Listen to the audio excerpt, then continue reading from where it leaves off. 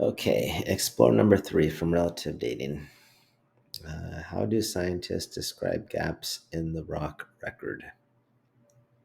Okay, go ahead and write that down as your essential question. Tell me what you know and think. Go ahead and make sure you put your date and refer to Discovery Education Living Earth 3.4.3.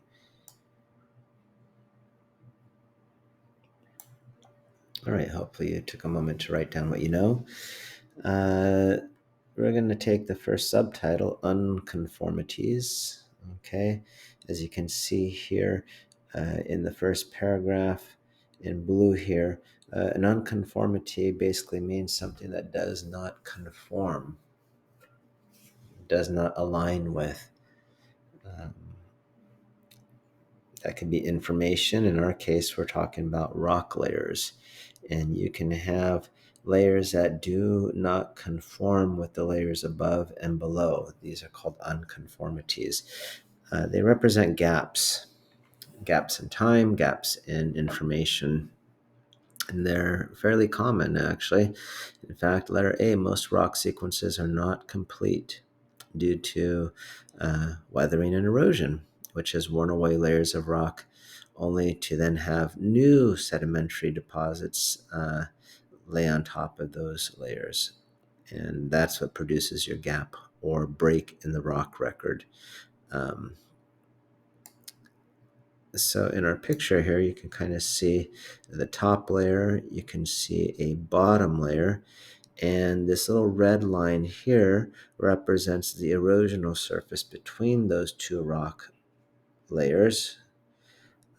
The top one is of a different age from the lower one, and for some reason we're missing a layer in between. It's been eroded away, and this is what represents your unconformity, that little red band right there, missing information.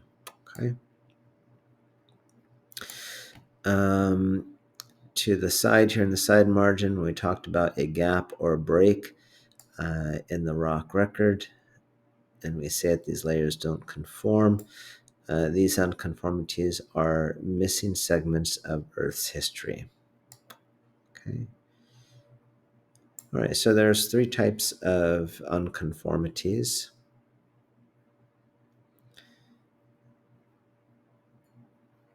You can see here in yellow, the 3 main types of unconformities are angular unconformities, disconformities, and nonconformities.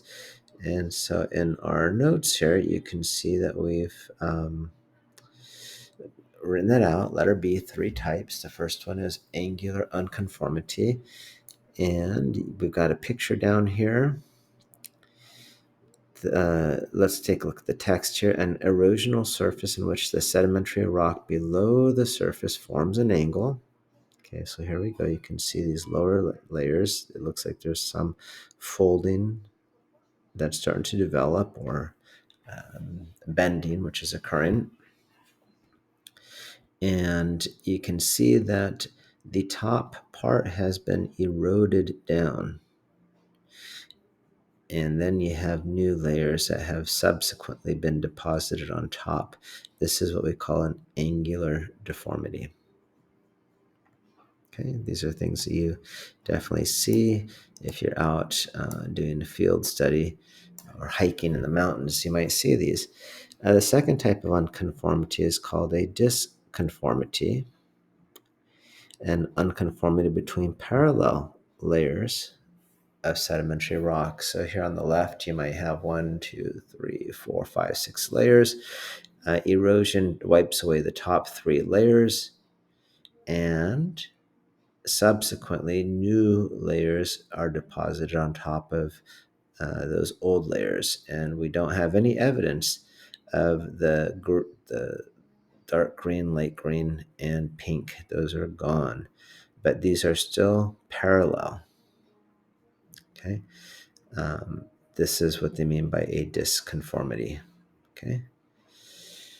The third type of unconformity is what's called a nonconformity. This is an unconformity between sedimentary rock and metamorphic. or igneous rock. The metamorphic or igneous rock erodes and then new sediment is deposited on top. Okay. So if we take a look at our pictures here, you can kind of see where you originally had some layers and then you have an intrusion of some sort that's pushing upwards, kind of like a blob of magma or something. Well, that surface can become eroded. You can see how it's flattened out from erosion. And then you have subsequent layers deposited on top of that. All right. All right. Do you have any other questions? Make sure you just send those off to me. Okay. Um,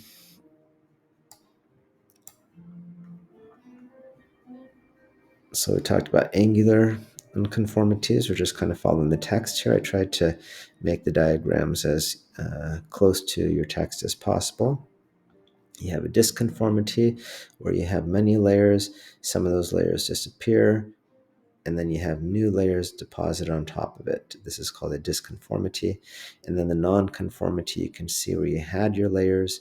You have some kind of intrusive event, maybe magma, pushes upwards.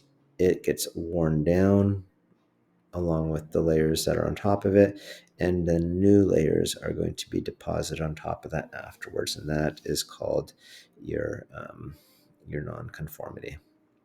Okay, the last thing to cover here in our notes has to do with fossil succession and biozones.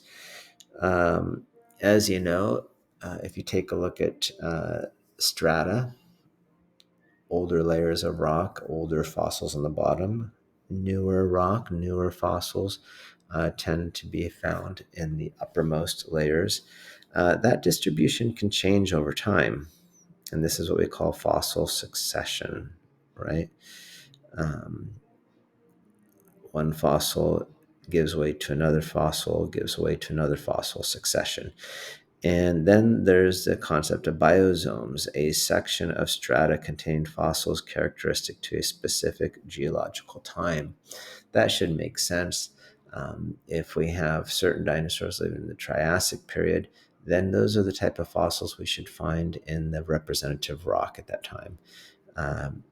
If we have more layers and time goes on, and now we're in the no longer in the Triassic period, maybe we're in the Jurassic period, well, we would expect to find a new set of fossils, new biozone representing the different types of animals for that period of geologic time. Okay. Some takeaway points here. The early rock record has very little biodiversity. Makes sense. You had maybe for a period of time only single-celled organisms, followed by multi-celled organisms, but still really quite simple. So that's what it means by saying that the early rock record, the very lowest layers, have very little biodiversity, but that does increase as you move up in the rock layers. As time progresses, we see the number of fossils changes over time, and we also see that the type of fossils that existed do not exist anymore. Okay, if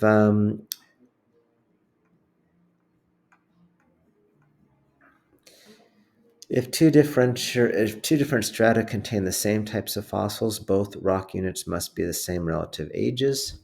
Okay, so if you're doing a field study and you dig up some layers in one state, and maybe a couple hundred miles away, you dig up, do another fossil dig, geologic dig, and you find the same type of fossils again in a layer, you can infer that those two rock samples come from the same time period because they have the same distribution of animals, right? And the last point to take out of this refers to the index fossils. This is when certain fossils are found only during short geological periods. So you may have many layers of rock, but you only find the fossil of a certain animal in one layer. You don't find it in the layers above, you don't find it in the layers below. Then we could call that an index fossil. Okay, something that you expect to find only in a certain uh, geological time frame, a certain rock layer. All right. A lot. It wasn't too much information here, but I think you're going to definitely want to read through the text and watch the videos and try to shore up your knowledge there. Go ahead and hit the pause button and write yourself a summary paragraph, and that'll do it for us. All right. Bye bye.